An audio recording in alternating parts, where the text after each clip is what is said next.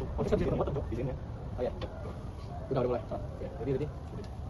Assalamualaikum warahmatullahi wabarakatuh. Waalaikumsalam warahmatullahi wabarakatuh. Terima kasih teman-teman telah datang pada podcast kali ini. Saya Fedral Arifata. Kami di sini semua akan mengerjakan tugas besar agama dengan membuat podcast. Tema kita pada hari ini adalah bahaya candu judi online. Mengapa kami memilih topik ini? Karena topik ini memiliki latar belakang yang cukup luas. Seperti judi online sendiri sudah terjadi banyak sekali di kalangan masyarakat kita, terutama di kalangan yang ingin cepat kaya. Maka dari itu, hari ini kita akan mengupas dampak, hukum, dan solusi agar mereka bisa terbebas dari judol dan lain sebagainya. Maka dari itu, mari kita mulai dari Bapak Alvino dulu. Apa itu, Mas? Oke, Pak. Menurut Bapak, pandangan Bapak, mengapa judi online ini bisa muncul? Menurut saya karena ada demand, ada Demand. peminat. Nah, peminatnya di Indonesia itu cukup banyak, sekitar berapa? 212 kalau nggak salah. Nah, berarti itu sekitar 78% dari populasi penduduk Indonesia. Itu udah termasuk anak-anak seperti kayak anak SD, pelajar, mahasiswa, dan orang-orang dewasanya lah, yang pastinya bakal berdampak buruk buat ekonomi Indonesia juga, karena judi online itu pengaliran dananya masuknya ke negara orang, bukan ke kas negara kita. Ditambah dampak emosional, dampak yang sebagainya. Kalau dampak emosional udah jelas seperti kayak kasus yang pernah terjadi belakangan ini, yang dimana kepala keluarga itu rela membunuh anak dan istrinya cuma untuk mengambil harta buat bermain judi online, seperti itu.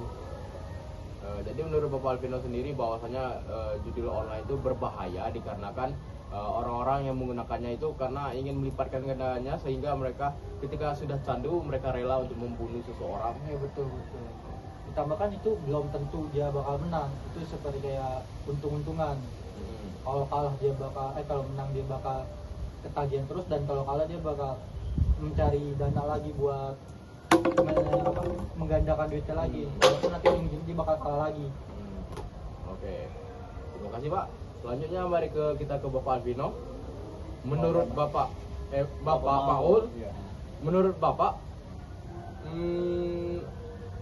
karena kita sudah membahas dampak dan pengertian sedikit, mungkin kita akan membahas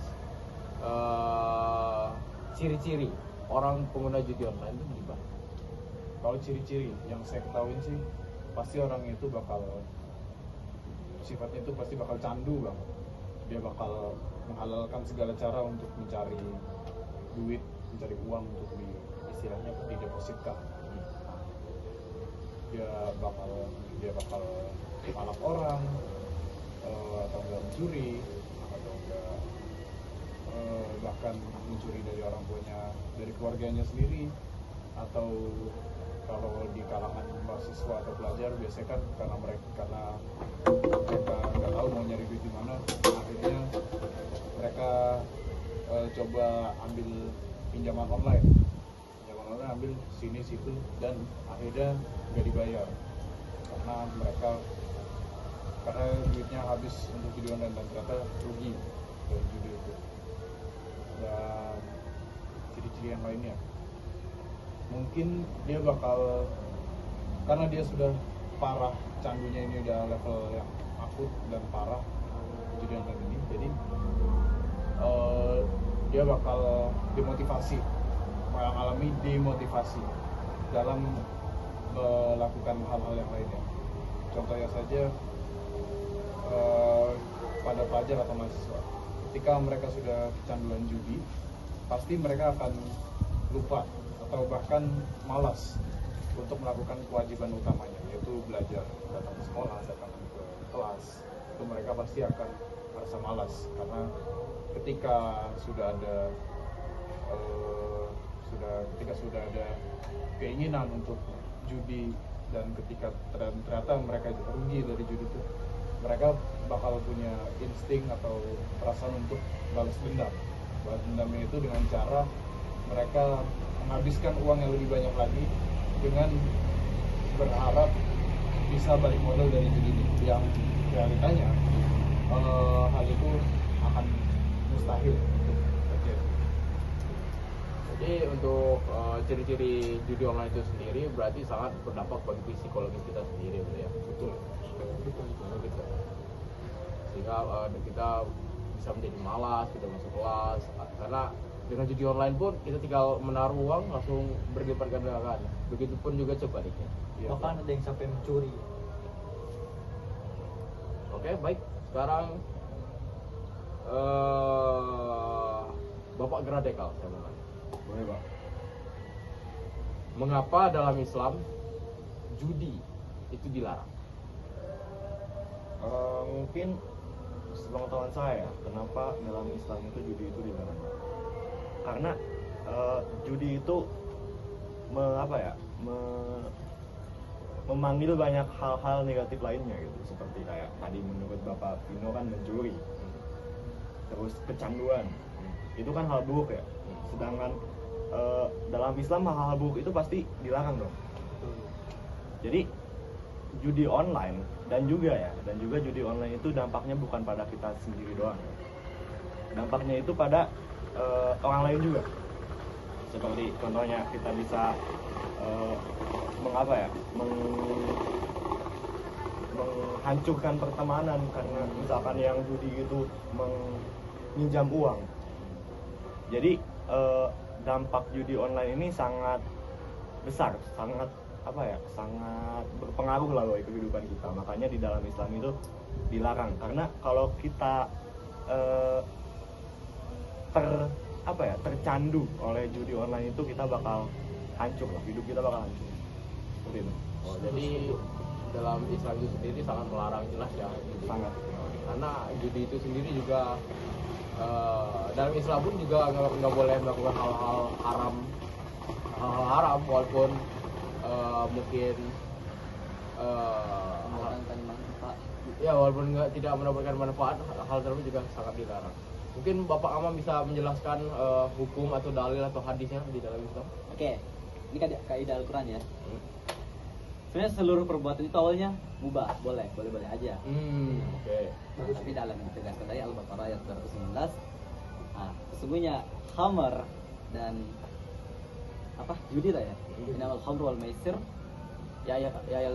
yas'alunaka 'anil khamri wal maisir. Ayat Al-Quran itu dijelaskan suatu saat akan ada orang yang bertanya, yas'alunaka 'anil khamri wal maisir, mengenai tentang judi dan khamar. Qul fihi ma itsmun kabirun wa manafi'un linnas. Di dalam itu akan ada begitu banyak efek negatif lah, dan akan ada juga manfaatnya kan. Dalam khamar dan judi itu sebenarnya ada dua, ada manfaat, ada hal-hal yang buruk yang akan mendatangkan kepada kita. Tapi di lanjut ayatnya itsmuhuma akbaru min naf'ihima, akan tetapi hal-hal buruk itu lebih banyak daripada manfaatnya. Karena lebih banyak mudaratnya dalam hal ini, lebih banyak mudarat daripada kemaslahatannya. Makanya hukum judi dan khamar dinyatakan dengan haram. Gitu. Ada juga di Al-Maidah ayat 90. Sesungguhnya judi itu perbuatan keji dan termasuk dalam amal-amal syaitan. Maka itu diperintahkan oleh fajtanibuhu, maka jauhilah la'allakum tuflihun, agar kalian beruntung. Jadi kalau kita mau selamat lah gitu, ya udah jauhin aja. Jangan, nggak usah percaya judi, nggak usah percaya khamar, semuanya nggak usah. Gitu. Jadi cara meyakinkan mereka agar bisa terhindar dari hal haram, solusinya. Walaupun mungkin secara kata mereka mau, tapi hanya sebentar. Kira-kira ada cara nggak biar mereka bisa stop permanen atau semacam?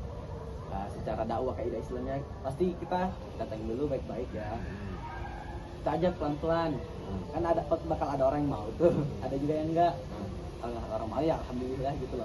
Nah kalau ada enggak, yang masih ada yang menolak, mungkin kita coba cara lain. Mungkin kita bisa, ada kok nih cara-cara duit yang lain nih, nggak harus judi kok. Mungkin ada, kita bantu, mungkin pelan-pelan kita bantu pinjam dikit duit, tapi jangan over gitu. Tetap ada dengan kadarnya masing-masing.